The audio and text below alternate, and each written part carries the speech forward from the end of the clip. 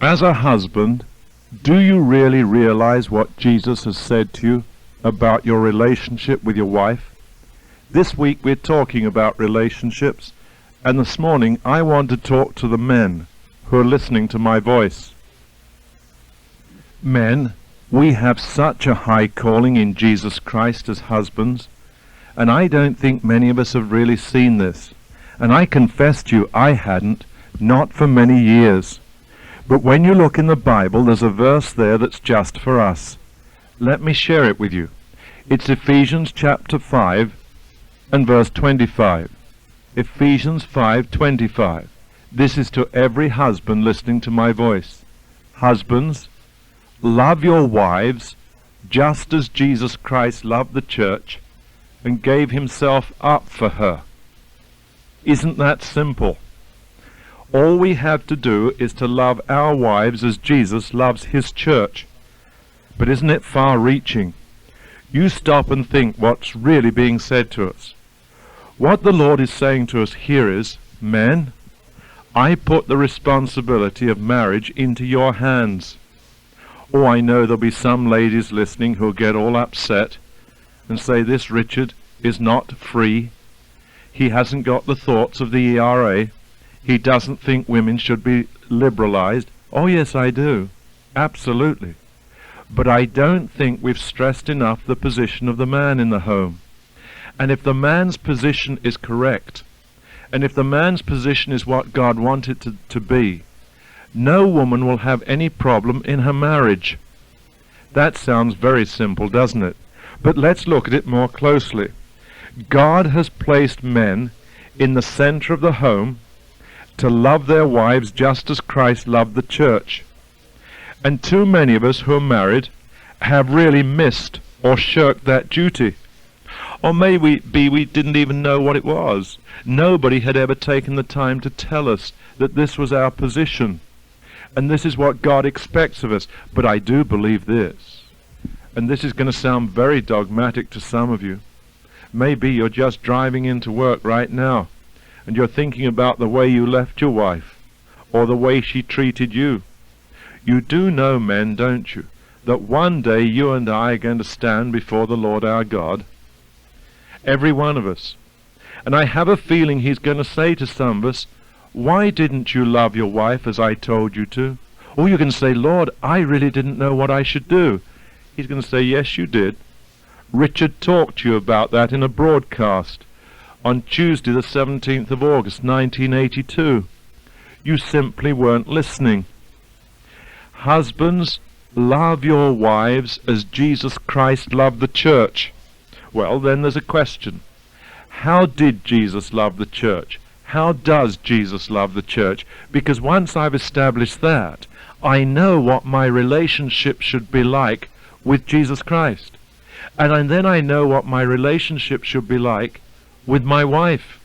And I know what my love for her should really be. And that's how we must love our wives. First of all, notice this. The love of Jesus for his church is a love without any qualifications. There are no strings attached to the love of Jesus, and you do find that in some human situations an individual attach strings.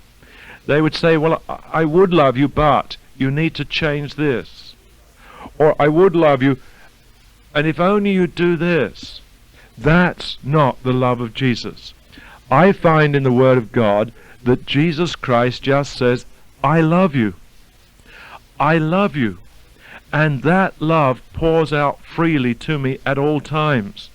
And that's how we have to be with our wives. The qualifications are so difficult when they're attached, aren't they? And so often we find that it's, if only my wife was like so-and-so.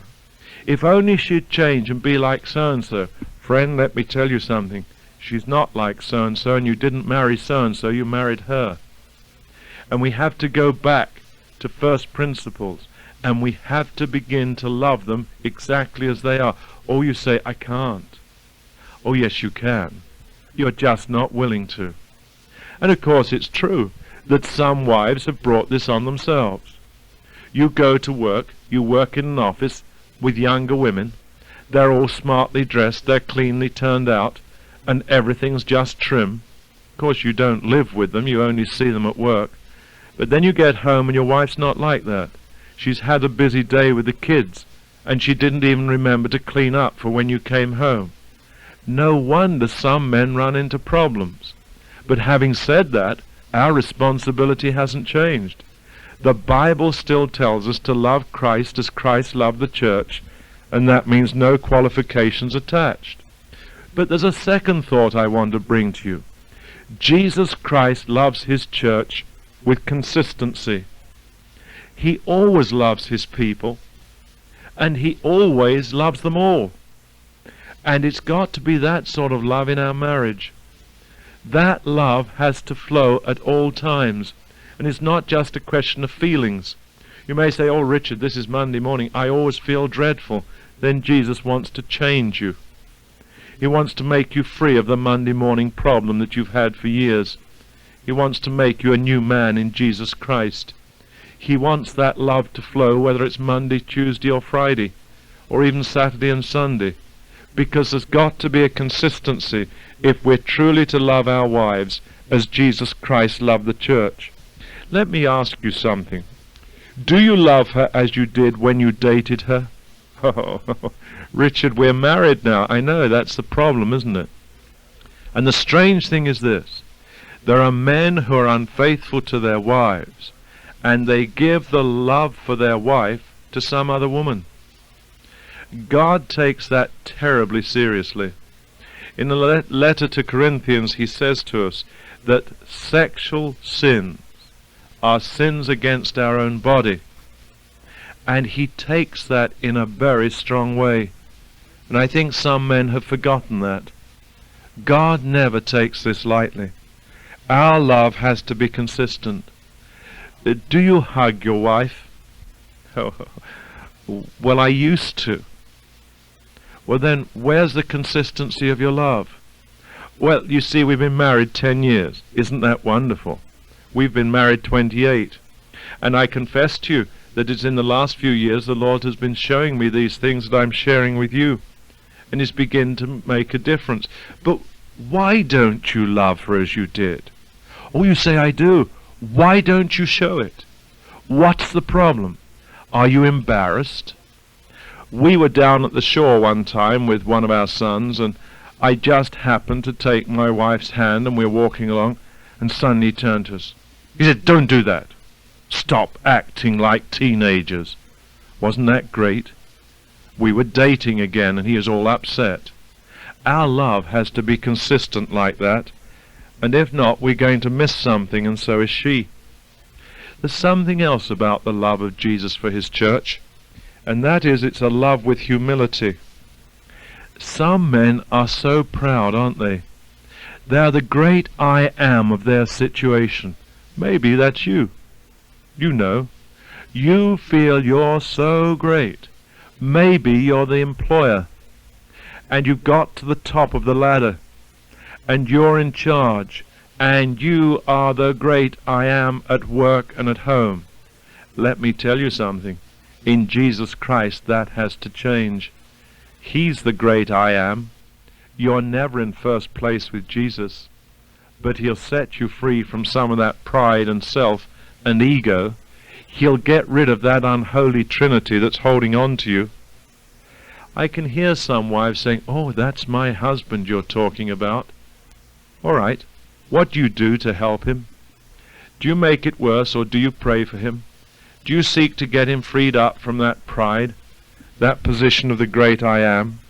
You see, Jesus' love is never like that. There's always a humility in the love of Jesus, and it's just beautiful. It's quite fantastic. Look at the upper room scene and see Judas there. Do you realize that Jesus washed the feet of his disciples when he knew that Judas was the one who's going to betray him? He washed the feet of Judas. He loved him to the end. Do you also remember that he took the sop and handed it to Judas? An act of love, an act of friendship, and Judas received it. And in that room only two of them knew what was going on, Jesus and Judas, but the love flowed. and Judas rejected it. What a mess Judas was in. But also, the love of Jesus Christ for his church is a love that never fails. Oh dear. It may be I'm talking to a husband who says, "Oh, I don't love my wife anymore." Then you do understand, don't you, that you're not walking in Jesus. You've lost the consistency of that love, and that love that never fails has failed in you. You're not really walking in Jesus as you should. I had a friend came to me not very long ago and said, "Richard, for the first time in my life I've been unfaithful, and I no longer love my wife." You see, then we do not love our wives as Christ loved the church, for his love is undying and unfailing, and it's always there. So this throws a light on broken marriages, doesn't it? And broken marriage relationships, because wherever there's a broken marriage, Jesus Christ has ceased to be center. His love is not there as it should be, because if it was, that husband would love his wife as Christ loved the church, and she would respond to that love without any doubt at all. But then there's something else. His love is all-encompassing. The love of Jesus permeates the whole church when he's allowed to, and when he's set free. And that's how it should be for our wives. You know, some men just love in the bedroom. That's not the love of Jesus. They've missed it. They've lost it. They need to get back on track. It needs to be a love in the kitchen, the living room, as well as the bedroom, and even in the garden. But there's another thought. The love of Jesus is one of total self-sacrifice. It's a self-sacrifice that made Jesus consider the church before himself. Do you consider your wife before yourself? Or are you always first in your thinking? If you are, you've failed to let the love of Jesus take you over, and you're not loving her as Christ loved his church, and you need to. And then, of course, there was self-sacrifice in Jesus that made him give up his life for the church. That's the sacrifice. I'm not suggesting for a minute that any husband listening to my voice should die today, but I am suggesting this, that we should love our wives so much that should it come to it, we'd even be willing to die for her. That's the love of Jesus. Husbands, love your wives as Christ loved the church and gave himself for her. It's a challenge for today. I don't think it's the thinking of most of our world, and I don't think it's the thinking of enough husbands, but I believe that's what the Bible is saying, and I don't believe God's only saying that to me. I think he's saying it to you today, and if you hear, your marriage will change.